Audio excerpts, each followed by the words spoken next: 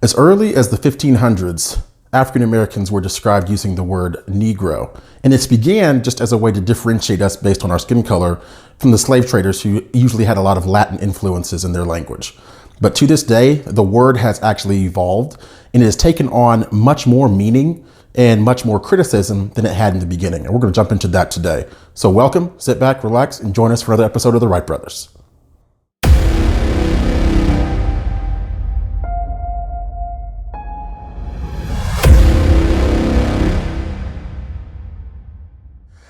Howdy, y'all. First and foremost, a happy Thanksgiving. We hope all of y'all are enjoying this weekend with your family and your loved ones. We are thankful for all of y'all in the tribe. We appreciate y'all. We couldn't do this without all of y'all's wonderful support. Shout out to all of our members. We couldn't do this without you. If this is your first time watching, please feel free to press that subscribe button down below. Membership in the tribe is completely free, and you can come on this journey along with us. But today, the topic really is about the N-word. And it's attracted a lot of criticism over the years and even in recent times due to allegations of its use. And we've seen what it can do when it is uttered to celebrities or people from any and all walks of life. What we want to do today is really kind of take a look at the N-word and why it has such this taboo around it. And then we want to share our thoughts on what our views are on it, because as many people know, there's people who will use the N-word exclusively in their own communities. And there's people who will use the N-word as a form of endearment, and people who will use it for negative reasons as well. So I'm going to give my take first, then Eddie will give his take, and then we'll kind of see where those two points of view intersect. So as far as I'm concerned, I feel like the best way to look at the N-word as a whole is to really understand the difference between using the word in a probative and a pejorative sense. So a probative obviously is when you approve of someone and you're using it more in a positive sense. And the pejorative is when you're meaning to use the word more as a negative. In my view, I find it really interesting that specifically in the Black community, a lot of people will throw around the N-word casually. And this, bear in mind, this is a word that had terribly offensive meaning as early as even, one or two generations ago. And it's interesting to see how now that word has become so ingrained in our mainstream.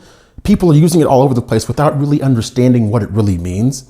My view is, I don't think the N-word should really be used. I think that even if it's used in jest or in a positive or lighthearted sense, I do think it just carries with it all of the emotional scarring of the word when it was used for insidious purposes.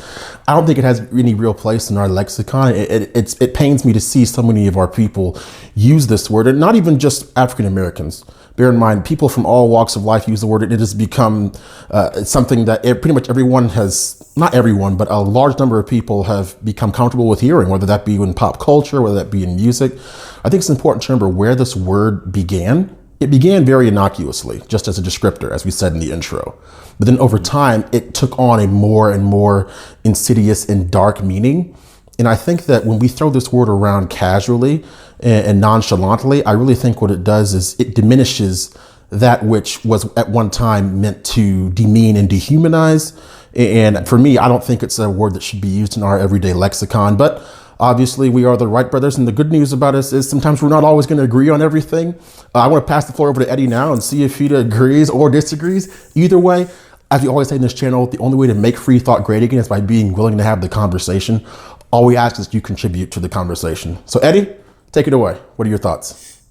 Well, thanks, Damani. And yeah, my thoughts on the N-word are manyfold. And I think anyone who actually is honest with themselves and takes time to consider all angles of the issue would come to the same conclusion. I tend to shade a little bit more towards the First Amendment side of the equation than saying it shouldn't be in our lexicon. And the reason I do that is because I don't put the N-word in a category of offensive speech by itself. And I think there's a tendency in our culture where we've turned certain words and phrases into taboos. Racism being one, the N-word being the other, or two prominent ones, where those are basically the worst insults you can throw at someone in 2018 if you can make it stick. And I think that's a little bit of I think that puts a little bit too much of an emphasis on the word itself. I look at it as it's I put it in the same category as any other coarse language, whether it's the C word, the B word. We're not going to get into them on this channel, but all of y'all who are mature and have been around the block a time or two know the words to which I'm referring.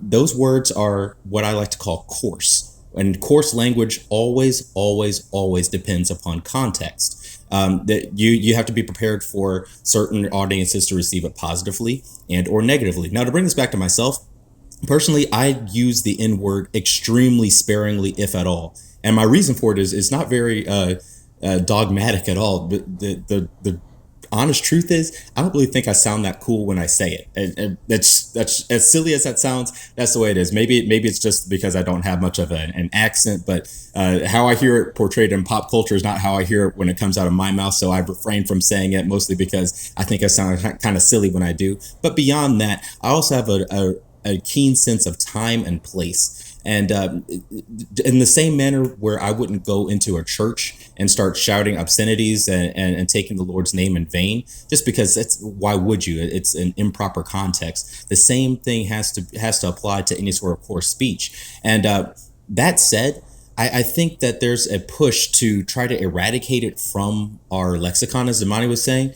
But in so doing, we've put so much of an emphasis on it, drawn so much attention to it, that we've actually made it more relevant in our culture. And the way word etymology works is that you can't just unilaterally decide that that as a culture and as a people, as a human race, we are not going to say this word ever again. It doesn't work. You can wish that we're so. You can hopefully make sure that it's used, in proper context and in polite conversation. But the truth of the matter is, you can't stop people from saying what they are going to say. And in a society that values freedom as much as ours does, especially when it comes to the First Amendment, nor should we. People should have the right to be offensive. People should have the right to say off-color things. You could argue that comedy actually lives on the edge of propriety and impropriety, and with that comes a lot of offensive things, and the N-word is right there among them. Like I said, I don't differentiate between that and any other coarse language. So that being said, my main issue with the way the word is portrayed today is the double standard.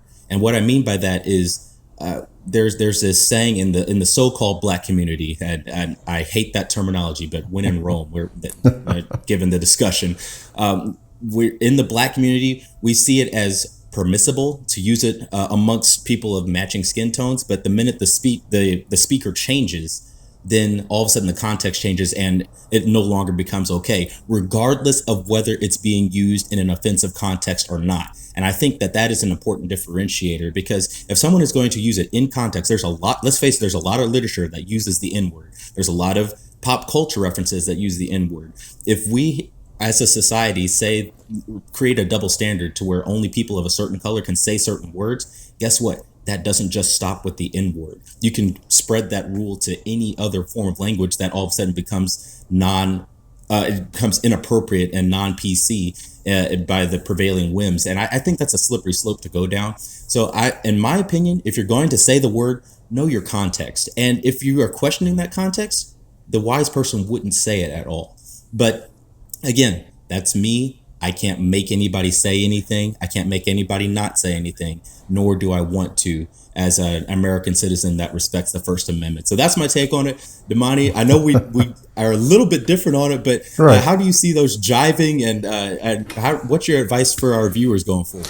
I actually think you bring up a good point with the First Amendment, because as we see it under so much attack in these present times, I think it is important to realize that when you effectively try to curtail someone's speech, that, to your point, that is a slippery slope.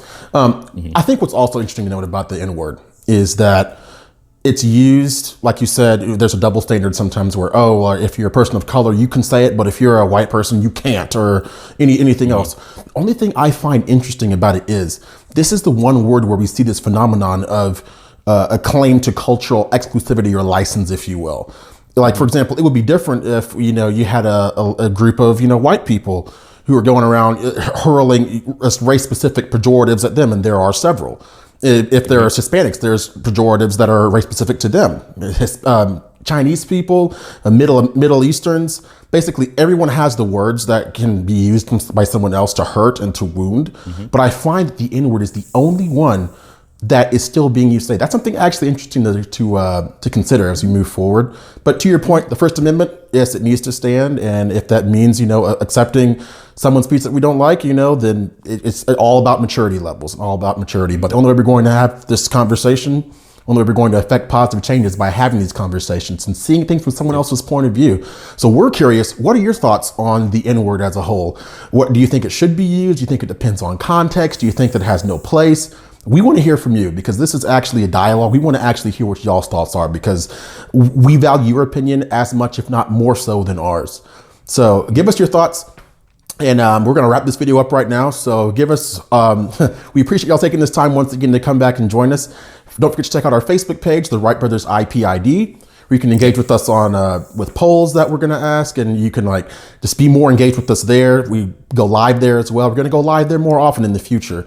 We appreciate all over 600 of you now that are on that Facebook page with us. And we invite anyone who's not already there to please come and join us there for an even deeper level of engagement. But we appreciate y'all taking this time. Once again, happy Thanksgiving. We couldn't do this without all of y'all, and we are thankful for y'all from the bottom of our hearts. But without further ado, it's time to get into the holiday season. I'm sorry, the Christmas season. I was being politically correct there. Time for the Christmas season. And this is obviously the most wonderful time of the year. But we thank y'all for y'all's time once again. Without further ado, thanks and gig 'em. I'm going to get some turkey leftovers. Thanks and gig 'em. The first revolution is when you change your mind about how you look at things and see that there might be another way to look at it that you have not been shown. The revolution will not be televised, there'll be no rerun, brothers and sisters. The revolution will be live.